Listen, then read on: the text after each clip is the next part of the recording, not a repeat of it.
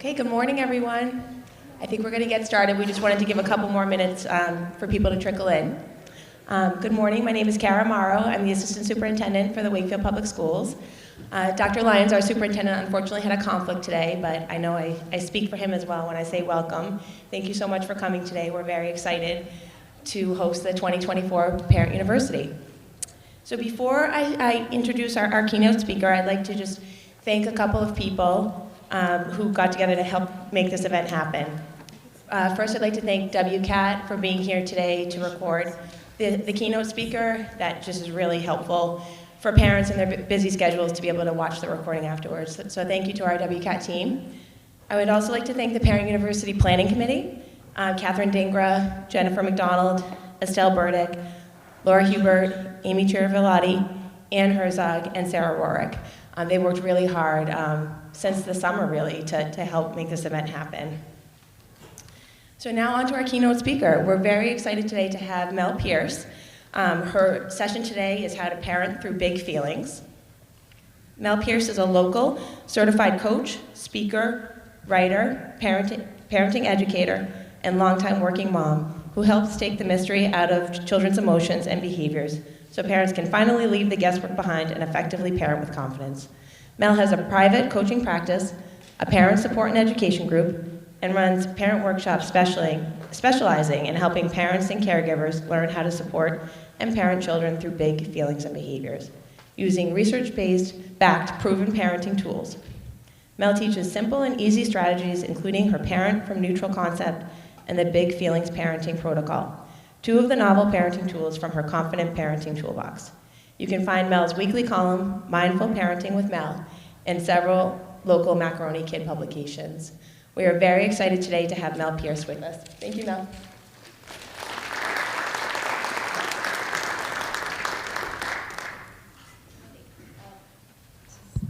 Okay, I'm going to do my best to do this and my slides, so it's kind of like walking and patting your tummy at the same time, but we'll see how this goes.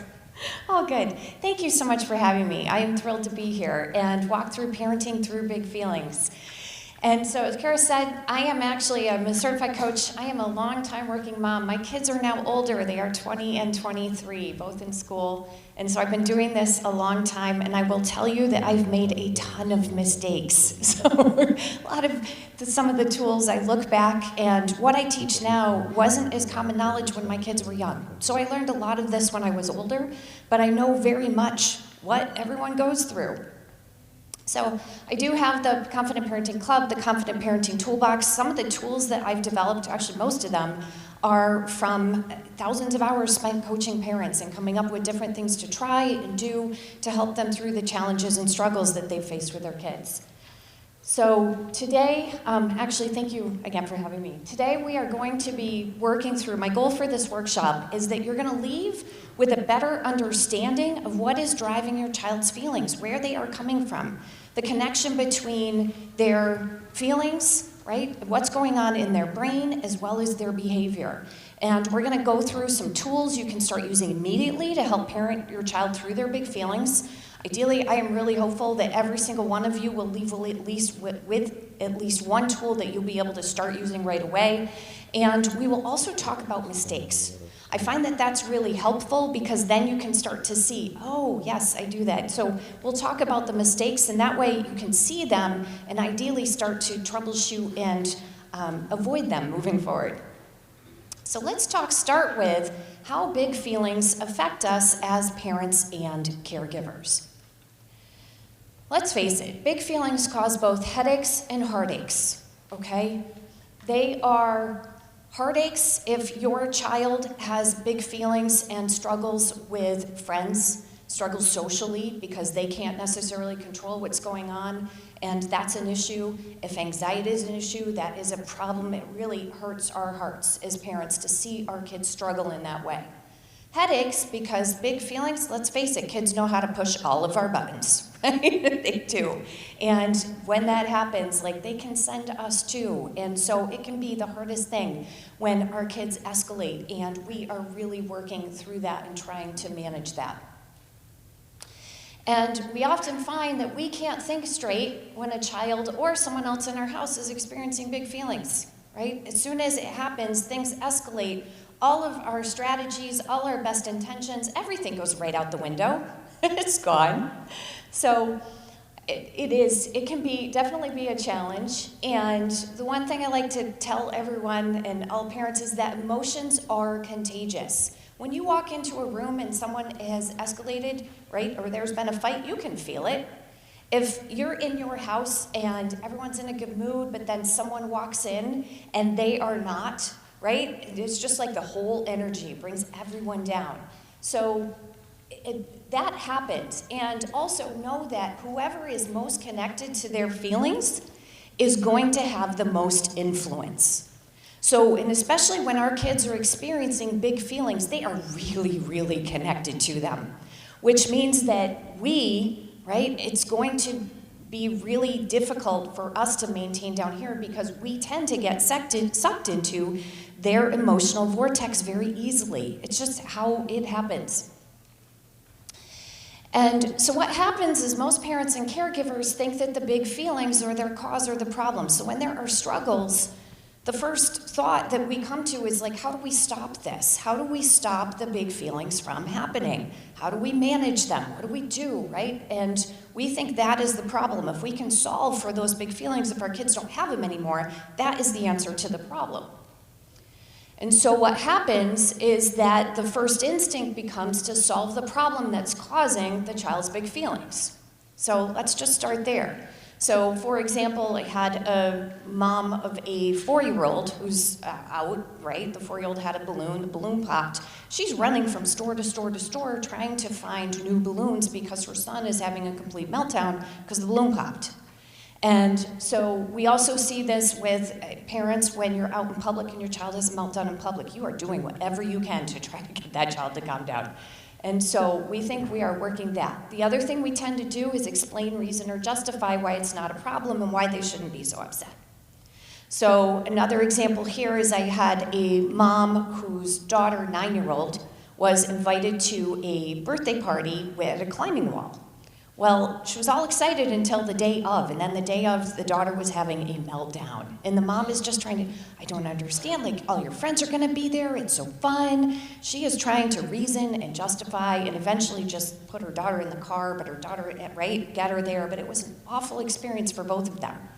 And that was that, trying to explain, reason, justify. We do that. Like, we work on telling our kids you shouldn't be nervous. Also know that a lot of times big feelings come when kids are having anxiety over going to something new or going to something that they're nervous about. It can come out in that way. So what happens, know that first of all, this line of thinking is completely normal, right? As parents, when our kids have big feelings, for us, we interpret that as distress. And as parents, we are wired to get our kids out of distress. And thankfully, I mean, that's how we evolved as humans, and our kids survived and made it along. So it's not a bad thing. However, unfortunately, these instincts aren't serving us because they don't work. And so we keep trying to solve for the different problem, right? We tried to solve for it, that didn't work. We tried something else, that didn't work. But the issue is that we're solving for the wrong problem. And the secret to parenting through big feelings isn't to stop your child from experiencing them. The secret is to actually help them learn how to navigate through them. And what happens is that realize that when our kids are anxious, when they're frustrated, all of these big feelings, right? They're ashamed, they feel guilty, right? They're angry, all of these feelings, they're gonna face them throughout their entire lives. And if we are fixing the feeling, the one problem that's causing that feeling, we're only doing that one thing.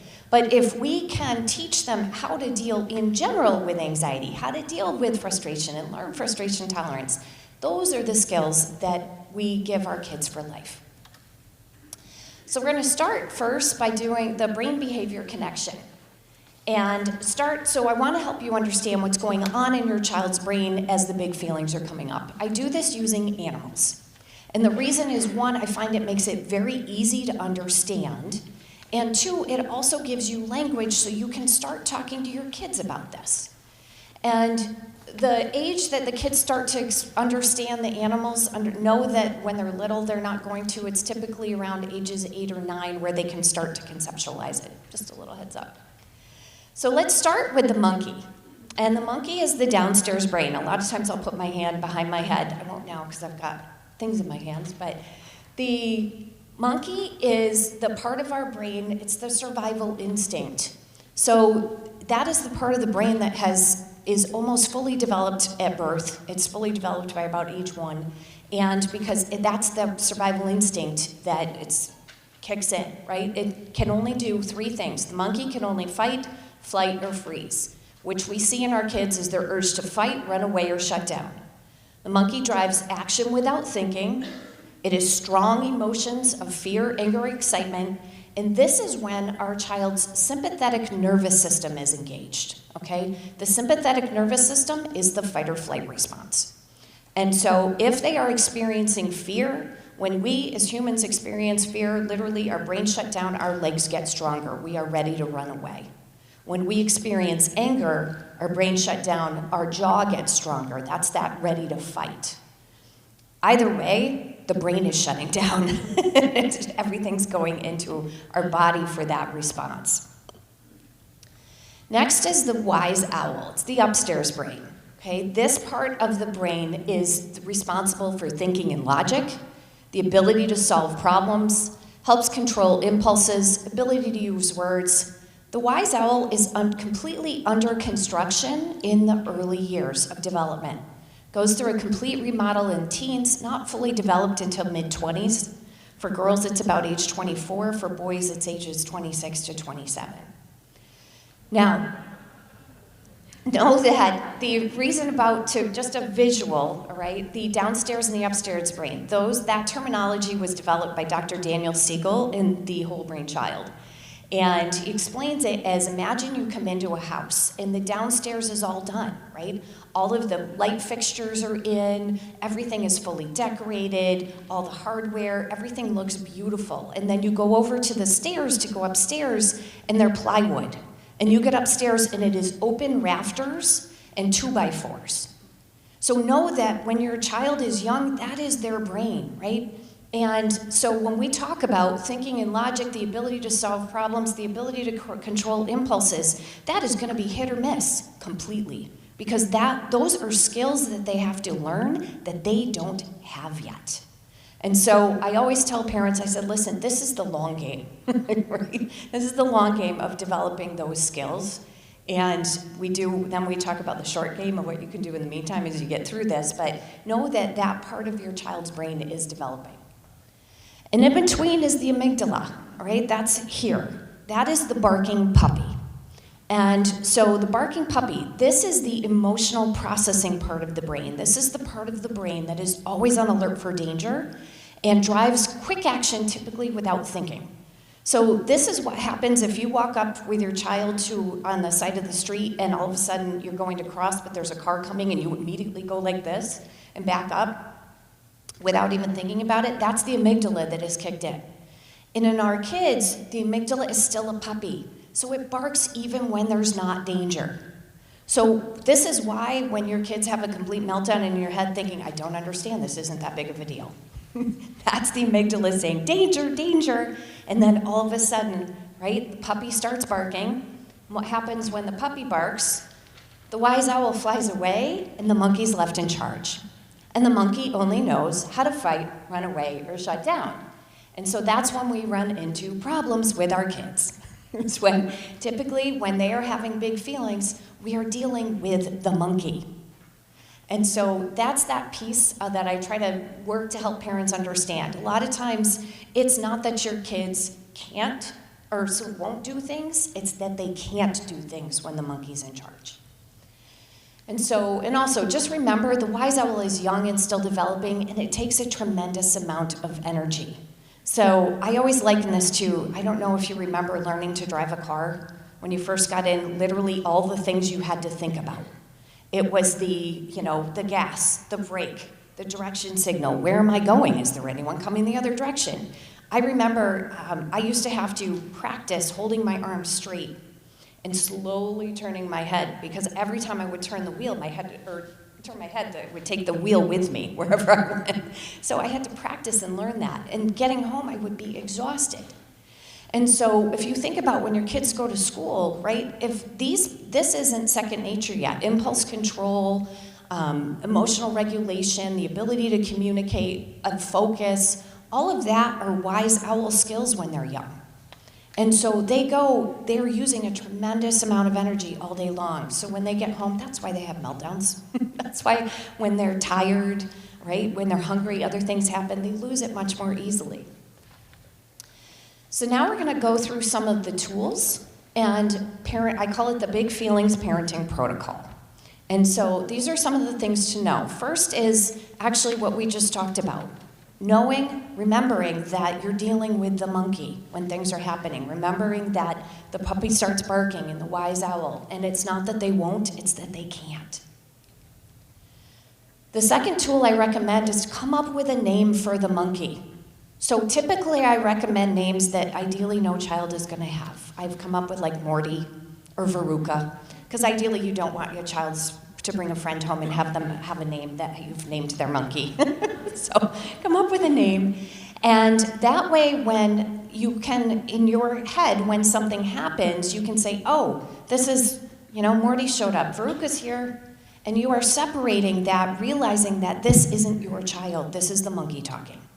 And it just helps you remember and separate yourself and say, okay, this is a different parenting protocol than when I'm dealing with my child.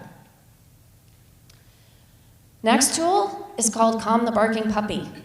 And actually, the critical key to helping our kids through this, right, is to actually calm that barking puppy. And the barking puppy is actually their nervous system. So we want to get their nervous system calmed down and get them out of that fight or flight mode and back to it's called the parasympathetic, which is the rest and digest mode. So their wise owl can come back. And the easiest and quickest way to calm the barking puppy is to stay neutral yourself. So remember that emotions are contagious. And I also do recognize that when your kids are all escalated, it is really difficult to keep your Zen parent on. Let's face it. However, I do tell parents, I said there is also, between the Zen parenting and the raving lunatic, in between there's a big space, and I call it the land of neutral.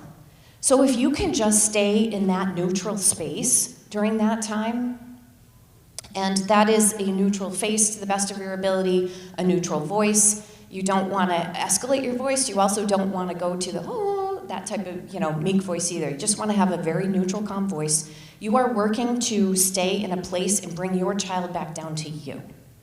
And so that's that, staying neutral. And the other thing is to pay attention to how they feel and validate what they're experiencing.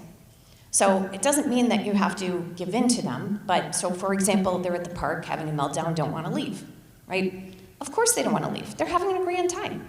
And let's face it, we're almost always asking our kids to do something, stop doing something that they are enjoying and having fun at, to do something that is not as fun, that they don't enjoy for us.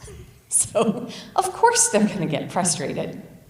So if we can just acknowledge that, yes, I know it's really frustrating, you don't want to leave, right? And validate that and still go, and we still have to go. So this is name it to tame it. The stay neutral, we already talked about, neutral face, matter-of-fact voice. Name it to tame it, that's another tool from Dr. Daniel Siegel, and it's really just putting words to what's going on. I can see you're frustrated right now. Of course you're frustrated. You don't want to leave the park.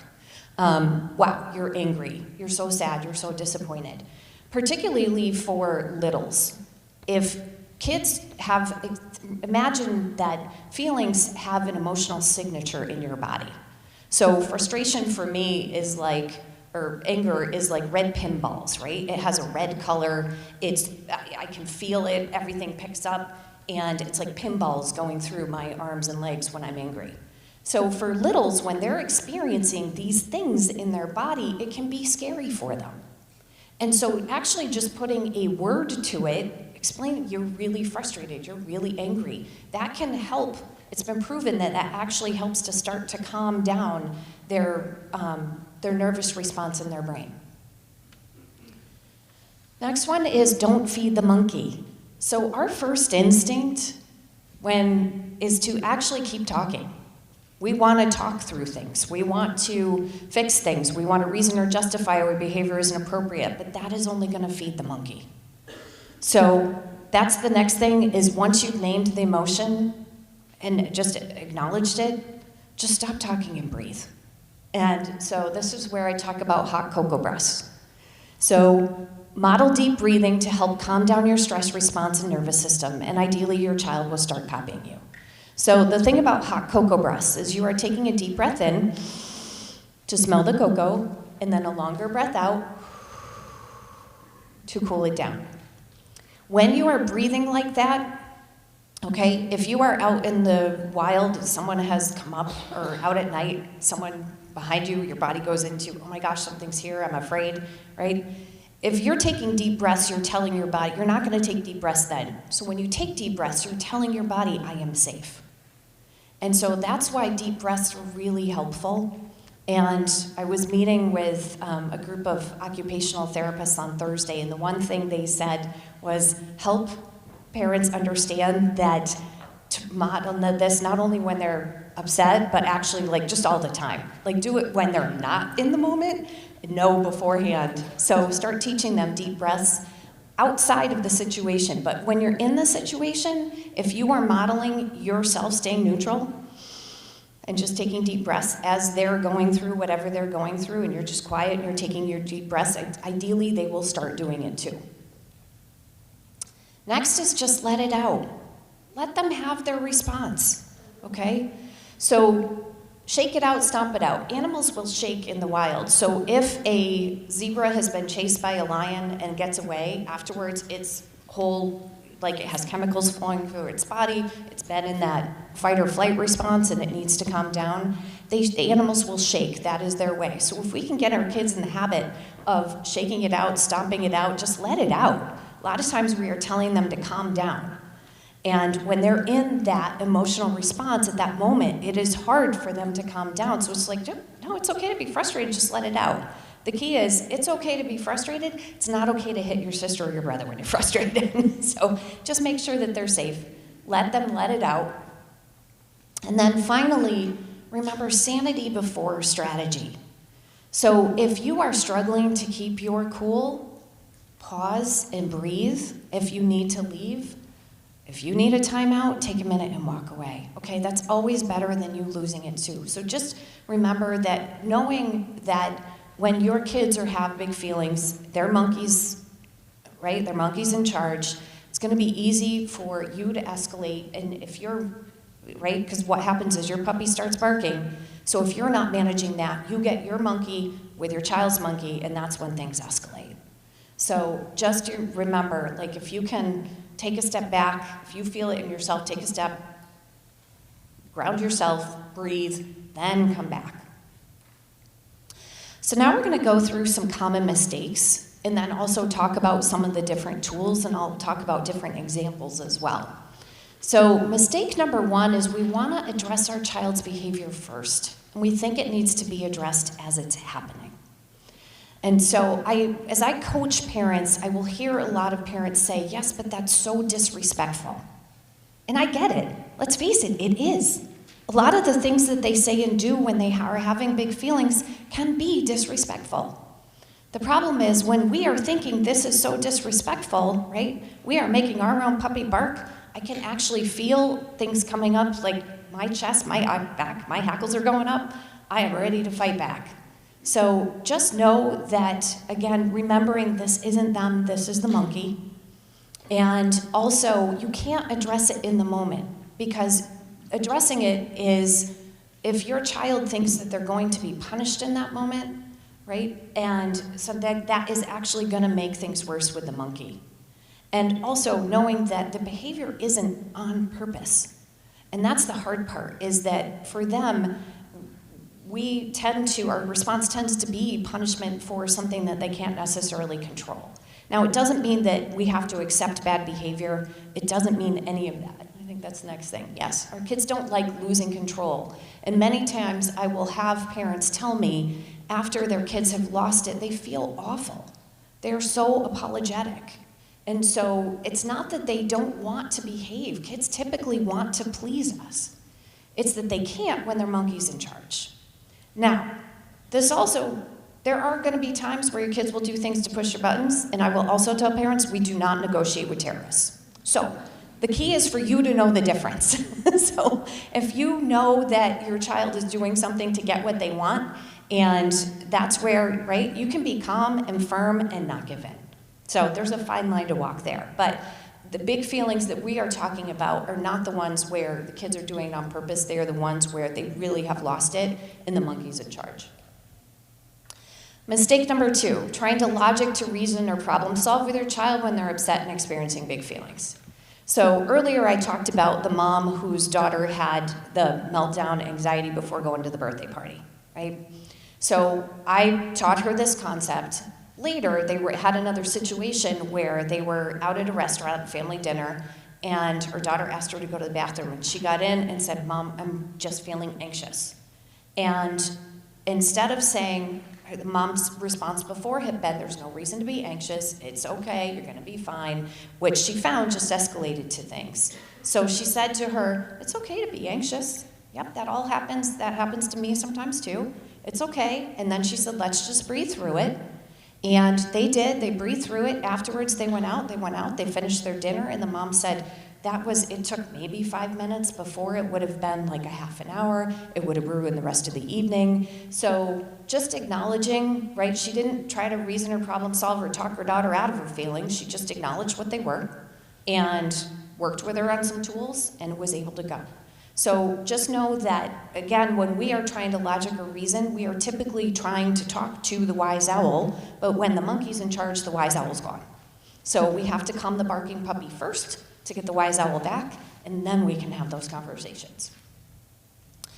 Mistake number 3, we give up our control as parents and caregivers. So we do this in a number of ways.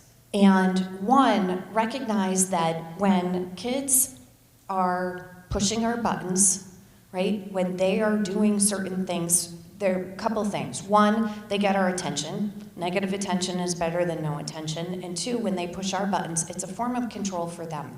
The reason why they do it, just so you know, it's not anything intentional. It's that connection and control for them are a way to calm their nervous system. So depending on what's going on with them, they may be doing things looking for ways to calm down their nervous system and get to that point. However, when we give up control to them, it's not helpful. So we want to make sure that, one, we are remaining neutral. We're not allowing them to drive us.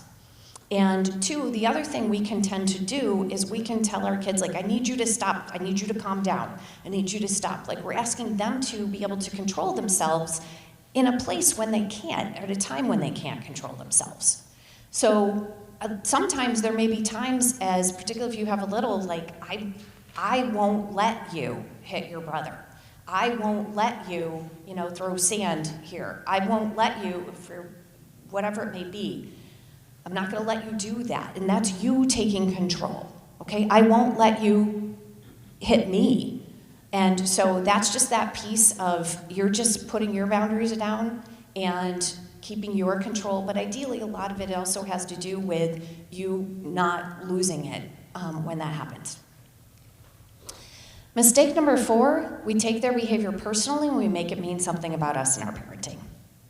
This tends to happen a lot when we're out in public, and when we're with our relatives. So there are 2 situations where we can, if our kids aren't the perfect angels that we hope that they are, it can send us. So just know that ahead of time, separate that. The other thing that can happen, and I will tell you this for parents of, on the older kids' side, I remember having a conversation with my daughter, and she turned around and looked at me. She's like, "You're making me anxious."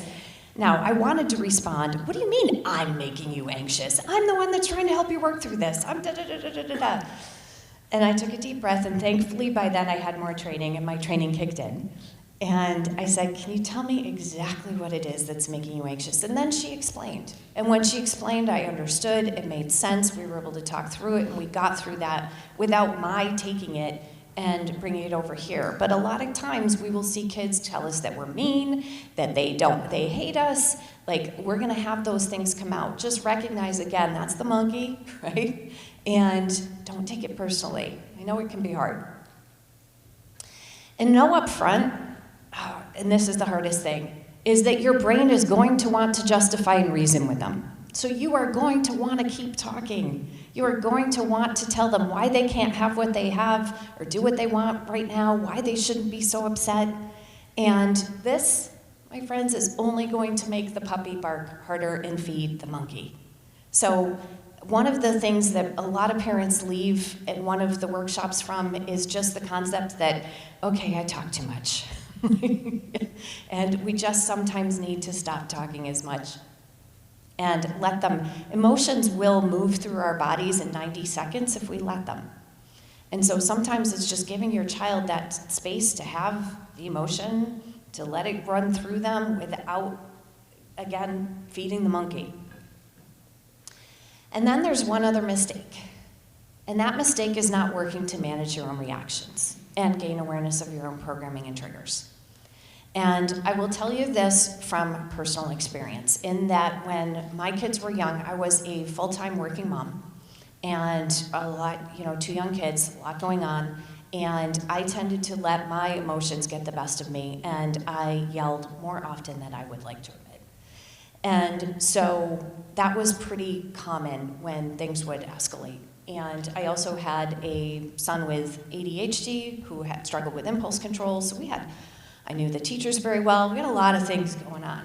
And I had to really work to figure out a lot of these things. And to be honest with you, I worked, actually originally hired a coach to help me deal with overwhelm at work and become a better leader, and then found that my daughter commented that things were different at home. And I looked, I said, oh really? I said, what's changed? She looked at me and she said, you did. So that was an eye-opener. But what happened was, as I learned to manage my own reactions, I saw it reflected in my kids. And all of a sudden, once I started managing my own emotions better, once I started not yelling more, my kids were calmer too. It changed everything for our family. And I will fully, my kids know, I will fully admit mistakes.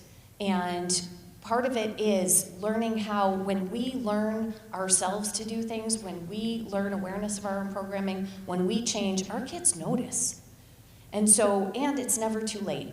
So even if some parents will say, is it too late if they have, kids that are teens? And I said, no, it's never too late to learn some of these things. And our kids will, my daughter actually had been a bit of a hothead and was known to lose it with her friends.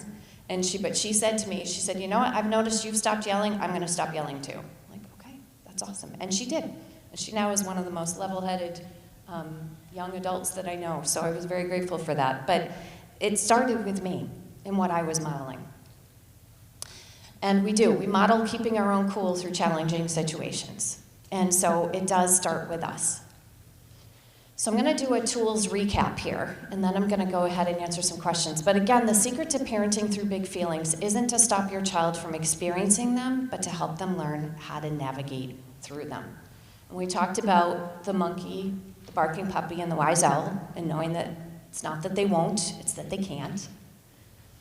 Talk about come up with a name for the monkey, and again, it's just a way to get yourself to be in a different place. Remember that this isn't your child, and also that this is a skill, right? Depending on what has gone down. Impulse control, frustration tolerance, the ability to transition from doing one thing to another thing, the ability to be able to communicate feelings appropriately, the ability to take into account how what you do affects somebody else, empathy. All of those are skills that have to be learned. And so if you can keep that in mind, and just remember, okay, this is the monkey. I'm not dealing with a wise owl. They have to learn these things. It can help. Calm the barking puppy. And just remember, the best thing is to stay neutral. Now, one of the tools that I talk about is the parent from neutral. I call it as easy as ABC, okay? And so just knowing, if you can remember ABC, A is just plain add space, okay? That means pause. Pause in that moment. That pause enables you to respond instead of react. So just A, that's A, add space. B, breathe. Remember that breathe. And when you put your hand on your heart when you're breathing as well, your body will naturally release a dose of oxytocin, which will help to calm your nervous system as well. So a lot of times you will see me walking, I have a lot going on, I'm overwhelmed, I'll walk around rubbing my heart right here and just taking deep breath. It's just my way of telling my body, it's okay, we'll get through this. And then C is choose a different thought.